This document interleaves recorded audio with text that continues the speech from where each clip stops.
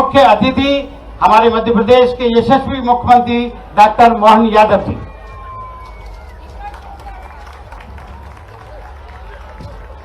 भोपाल उत्सव न्यू दशहरा मैदान टीटी नगर के इस कार्यक्रम में अभी माननीय अग्रवाल जी, संपादक भास्कर, जोरदार अभिनंदन करें पूरे मंच का। वैसे माननीय रामेश्वर जी, महापौर जी, अध्यक्ष जी, राहुल जी, हमारे दूसरे अग्रवाल, सारे अग्रवाल जी और हमारे गोस्वामी जी, इस अवसर पर आप सबको भी प्रणाम करता हूँ, बधाई भी देता हूँ।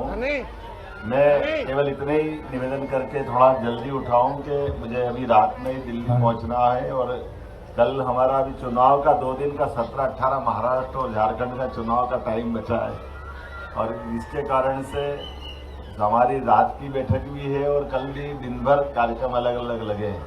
लेकिन चूंकि मैंने कमिटमेंट किया था कि मैं आऊँगा जरूर, भले 2-4 मिनट 5 मिनट के लिए आऊँगा। माननीय अग्रवाल जी ने जो बात कही है, हमारी संस्कृति उत्सव मेला प्रधान संस्कृति है और यह बात सही कि इस मेले उत्सव के माध्यम से हम अपने जीवन के आरोह अवरोह कई प्रकार की दुनियादारी में लगे रहते हैं, लेकिन यहाँ आकर के हम सब इस रंगारंग रोशनी और आनंद में खो जाते हैं। और ये मेले लगाने के लिए लगने और लगाने वाले के दोनों के कष्ट भी अलग प्रकार के हैं, इसलिए हमने तो कोशिश की है। पहले हमारी सरकार ने मेला विकास प्राधिकरण का गठन किया है। मेला विकास प्राधिकरण के माध्यम से हमारे तीज, पर्व, त्योहार, इन सबका अपना अपना महत्व और इनसे जुड़ करके हमारी संस्कृति को हम समझते भी हैं और इस पूरे आनंद में डूबते हैं। मेरी अपनी ओर से आपने मुझे बताया है, जो बन सकेगा मैं जरूर आपके लिए भी मदद करूंगा इस मेले की संस्कृति के लिए, इस व्यवस्था के लिए। आज स्मार्ट सिटी के माध्यम से तो ये कुछ निर्माण कार्य हुआ है, लेकिन आने वाले समय में और आप जैसा अपन चाहेंगे जरूर करेंगे। मैं पुनः केवल अपनी ओर से आपको जानकारी जरूर देना चाहूँगा। हमने कोशिश की है कि भोपाल की अपनी पहचान मध्य प्रदेश की राजधानी होने वाली पहचान के रूप में स्थापित होना चाहिए। इसलिए अतीत का वो स्वर्ण गौरवशाली पृष्ठ वो हम सब अपने इस भोपाल में देखना चाहेंगे, क्योंकि जब हम मध्य प्रदेश की बात करते हैं तो मध्य प्रदेश का कई सारे गौरवशाली पृष्ठ इससे हमारे इसके हिस्से में भी आते हैं। राजा भोज की नाम पर निर्मित हमारी ये भोपाल, इस भोपाल के साथ हमारा गौरवशाली अतीत विक्रमादित्य से भी जोड़ता है, भगवान कृष्ण से भी जोड़ता है। 5000 साल पहले मध्य प्रदेश में आकर के उनने शिक्षा ग्रहण की। भगवान ने वनवास काल अगर अयोध्या के बाद निकल करके कई समय बिताया तो चित्रकूट धाम में बिताया है और रानी दुर्गावती से लेकर अहिल्या माता तक ऐसी वीरांगना भी हमारे यहाँ इस मध्य प्रदेश की धरती से देश और दुनिया में जानी गई है। और अहिल्या माता का तो ये 300वां जन्मोत्सव भी चल रहा है।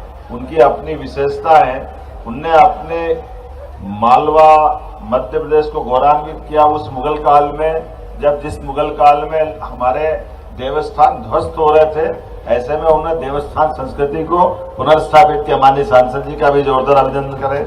माननीय आलोक शर्मा जी, आपका भी स्वागत अभिनंदन है।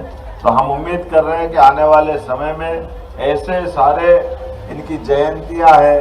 रानी दुर्गावती का 500वां जन्मोत्सव चल रहा है, जिसने अपने 52 युद्ध वो लड़ी है, लेकिन 51 युद्ध में कभी किसी युद्ध में हारी नहीं।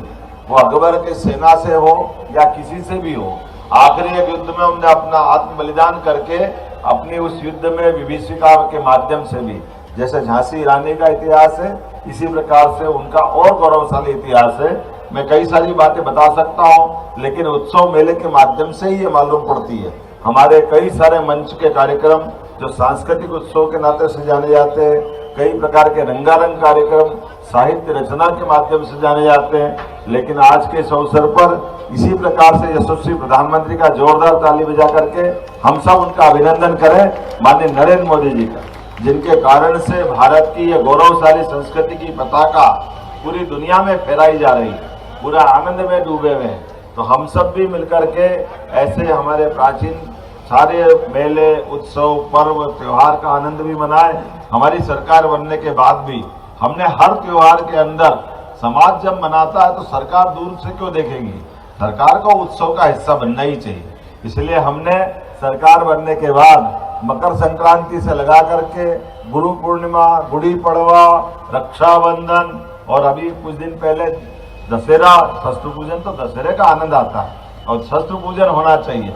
और दीपावली या सच्चे अर्थों में गोवर्धन पूजा से मनाई जाती है। तो हमने कोशिश की है आने वाले समय में भगवान अगर कंस को मारने के बाद उज्जैन नहीं आते, उनकी शिक्षा दीक्षा अगर नहीं होती, तो गीता जैसे पवित्र ग्रंथ की शायद शंका थी हमारे मन में कि क्या होता है। तो हमने तय किया गीता जयंती भी धूमधाम से मनाएंगे। 11 दिसंबर को गीता जयंती होगी। अरे गीता का पवित्र ग्रंथ जो सदैव कर्मवाद की प्रेरणा देता है, वो इससे बच सकता है। ऐसे में जिनके मन छोटे हैं वो जो कहेंगे कहने दो, राजनीति है, हमको उनकी सुनना है, लेकिन करना वही है जो तय कर लिया है। तो हम सब मिलकर के इस मेला संस्कृति, उत्सव संस्कृति, हमारे गौरवशाली इतिहास और सनातन धर्म के लिए जो बन सकेगा जरूर करते रहेंगे। पुनः इस अवसर पर, मेले के उद्घाटन के अवसर पर आप सबको बधाई, बहुत बहुत धन्यवाद। बोलिए गोपाल कृष्ण भगवान की।